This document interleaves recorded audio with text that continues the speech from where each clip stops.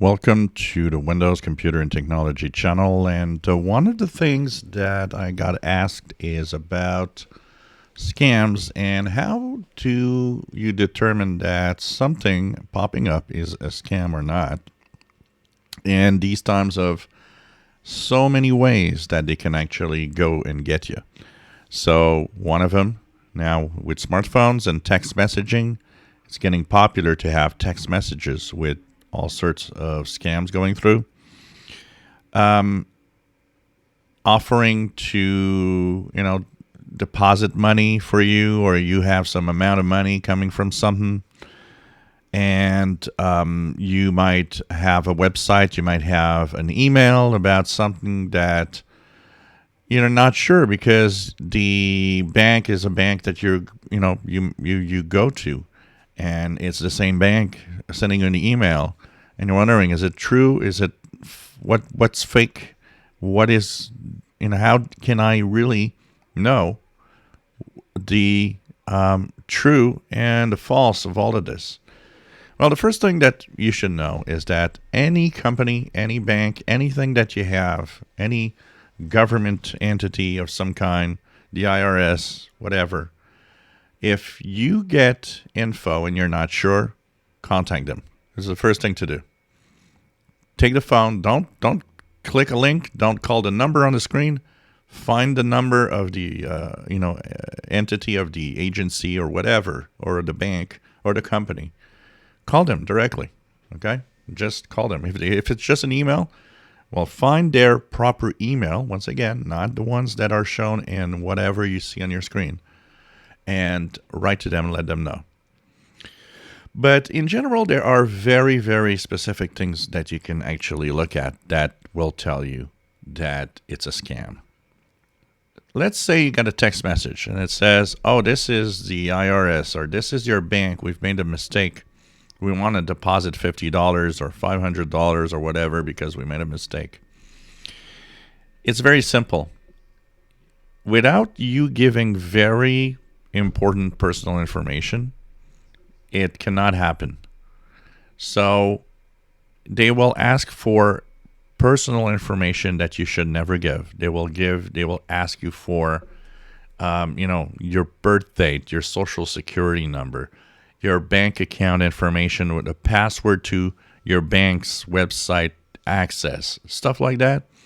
These are all indications that you're going into a scam. No one ever needs that.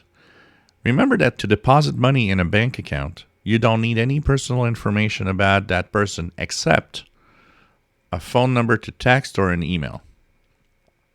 And then there's this, security question, which is often a personal question that you need to know the answer. And that's it. You never need to give a password. You don't need to give any details about your bank account. They don't need that detail because you're the one handling that part. So if it's something that happens on the emails, very simple.